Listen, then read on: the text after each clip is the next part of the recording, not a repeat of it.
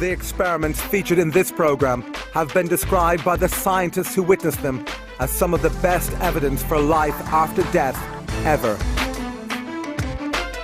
After 2 years of intense effort, the Scole experiment began to produce more phenomena than in any mediumship experiment in the history of the paranormal. Their initial claims were that they were in contact with a group of deceased entities who were producing, with their help, a number of pictures of either deceased persons or strips of films, which they claimed to be produced without any cameras and in the dark. To eliminate any possibility of hoaxing, the scientists brought their own film and locked it in a specially designed security box. The box was held in the hands of the investigators so that no one could get at it. And then immediately afterwards, we would take it out of the box ourselves so that no one else touched it, and then develop it ourselves in a special machine. Despite all these precautions, the experiments continued to produce the incredible images seen here.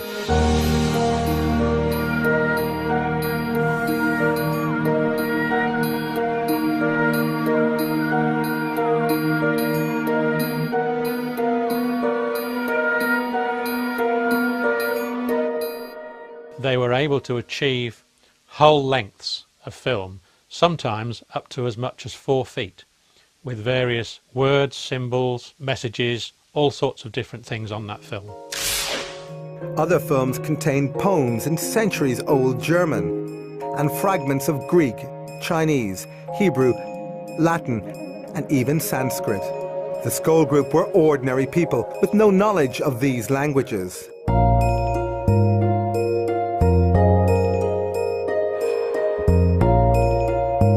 But did these films have a purpose? If dead personalities were producing these images, why did they apparently design some of them as complex puzzles? Providing something which is a puzzle, which is difficult to solve, is simply because it is difficult to solve. It isn't readily available. It can't be easily attributable to the person sitting around the table. Despite lengthy investigations, the possible authors of some of the films, like this German poem, proved impossible to trace. But others were easier to track down. This one contains a poem by Frederick Myers. Intriguingly, Myers was one of the founders of the SPR and a passionate researcher into the evidence for life after death. Before he died in 1901, he promised his colleagues at the SPR that he would try to communicate with them from the other side. Could this film actually represent evidence of the afterlife sent by one of its greatest investigators? Mostly the researchers were unclear as to who might have created these films. However, there were clues as to who the ghostly authors might be in the form of initials or signatures. For example, in this film, the signature appears to belong to the dead singer and actor Ivor Novello. This was received on one of the Scole films. Compare it to Novello's actual signature. Investigators say these images were created in total darkness. But how?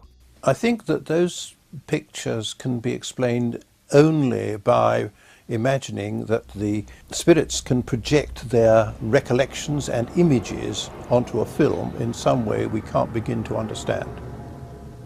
The only alternative explanation is they are all fakes, and I don't believe that there's evidence that that is the case. Although the mechanism for their creation remains a mystery, investigators concluded they were unique. As far as the photographic evidence is concerned at Scole, the strips of film, there has, in my view, never been anything like that at all, ever.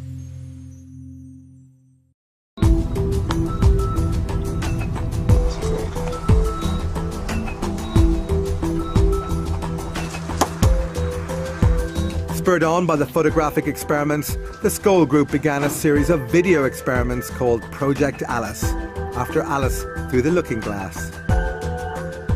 Their ambition was nothing less than to try and capture moving images sent from the spirit world.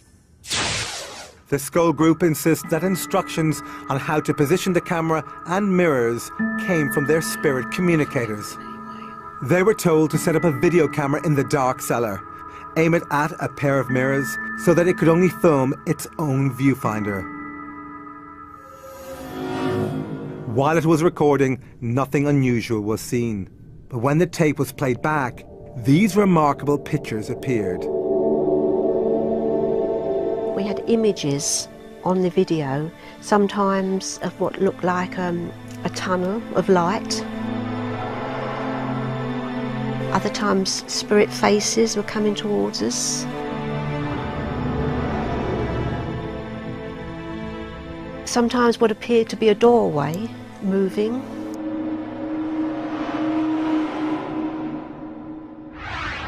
Skeptics claim these images were created by video feedback, occurring when a camera records its own output.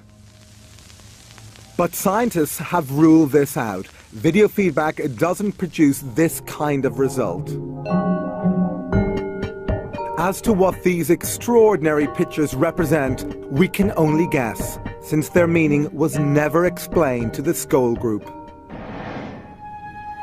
This video, also totally unexplained, appears to be a ghostly face with moving eyes. Later, a few video experiments were attempted in full light. Again, nothing unusual was seen during the recording. However, on playback, this unworldly figure appeared.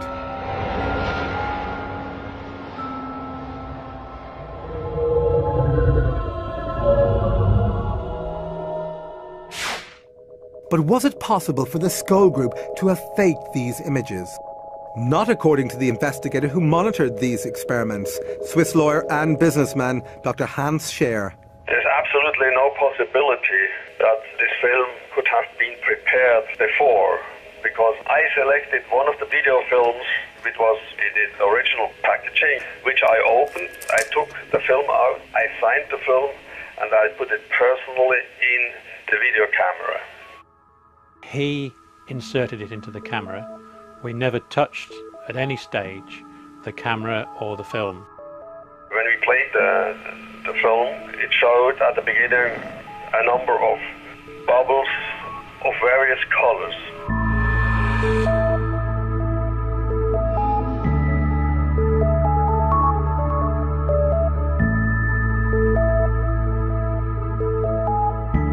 But there was one particular bubble on there in which the face of a person appeared, and it was a man with spectacles.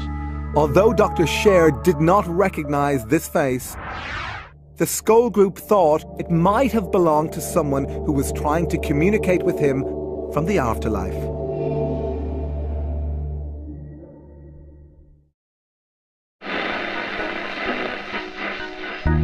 Attempting to capture spirit voices via technical devices like radios and tape recorders has a long tradition that goes back to the last century. Today, there are tens of thousands of people around the world who say they have captured the voices of the dead on simple tape recorders.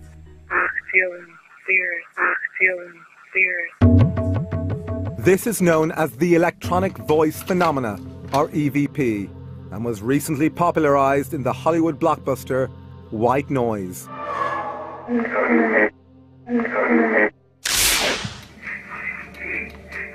Despite the Hollywood treatment, EVP has been the focus of serious scientific investigation. One of the leading researchers is Alexander McCrae, an electronics engineer who has worked on communication systems for the space shuttle.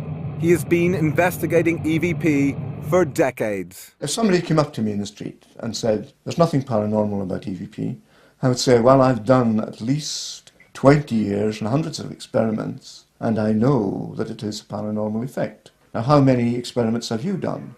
But skeptics insist that EVP is nothing more than the random pickup of broadcast signals like radio and TV. To test this theory, McCrae tried to obtain EVP inside a laboratory that was fully shielded against radio and sound waves. This meant it was impossible to pick up any stray broadcast signals. So inside the laboratory you couldn't pick up anything, but yet the device still produced voices.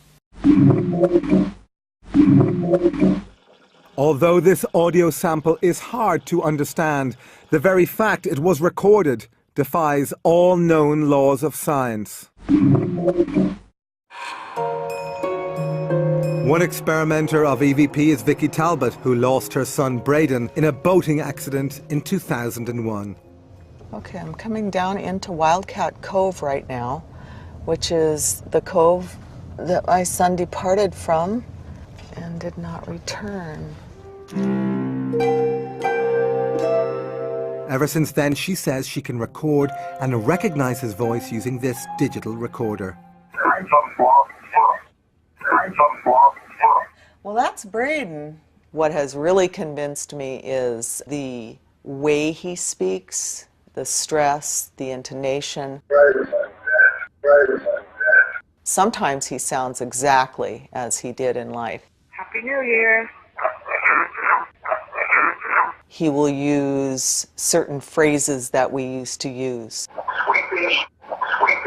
He will say certain things that will identify himself as the person that he was in life.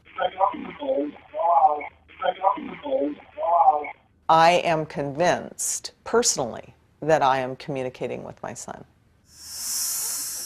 Like visitors to Scole and to Bachi's centre, EVP practitioners find comfort in the belief that they can still communicate with loved ones. But even this conviction can't make up for the unbearable burden of losing a child. These just make me want to cry, just looking at him. He'll just never be this age again, or do that again. What matters is the love that you have for your family. That's what really matters, and not to screw it up.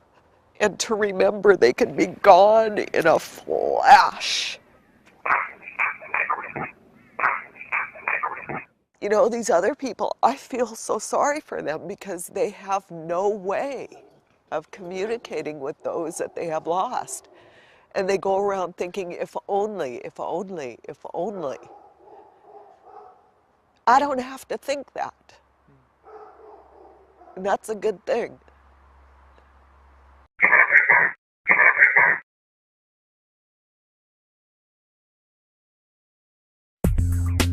Although EVP provides some comfort to the bereaved, practitioners say that the voices are often unclear, always one way, and frustratingly short.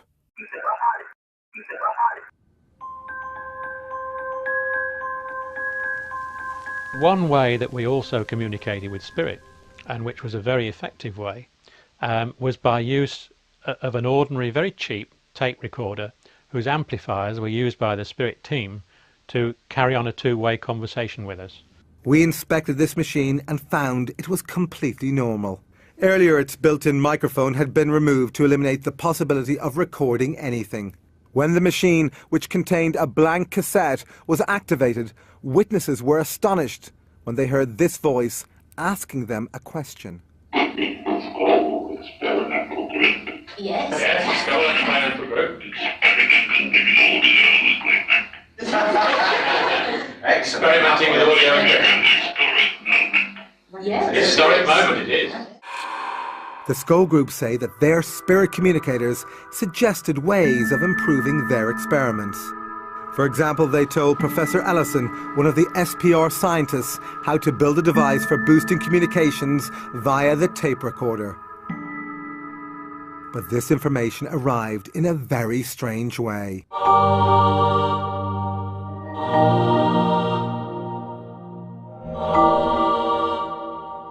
These images appeared after an unexposed film locked in the security box was later processed by the scientists. The scientists speculated about who was providing this technical information. Then initials at the end of the film seemed to have solved this mystery. I wrote to the Edison Memorial people in America, and they sent me a copy of one of his letters, which contained his initials, which looked almost identical to the signature on this film. This matching set of initials convinced the researchers it was Thomas Edison providing this information.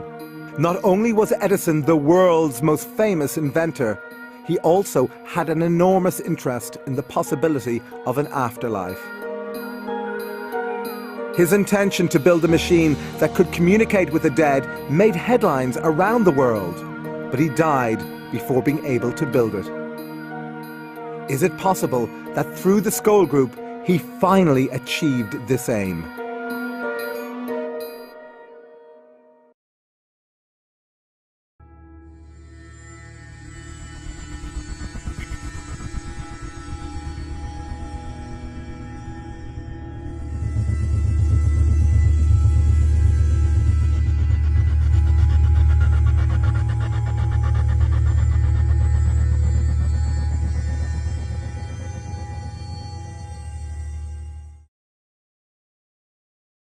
The band leader says, "How long have you fellas been involved with sorcery?"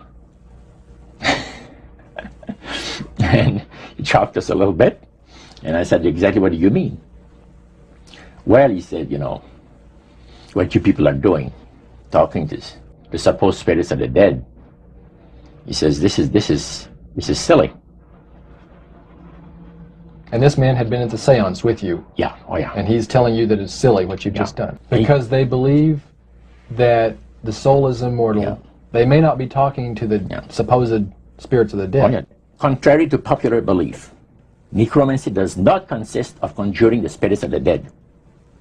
The reason being, that man is totally mortal and does not possess any mortal soul. So, who are they talking to? He says, the friendly demon spirits that have always found over the centuries great delight in impersonating in apparitions departed loved ones and persons of great renown.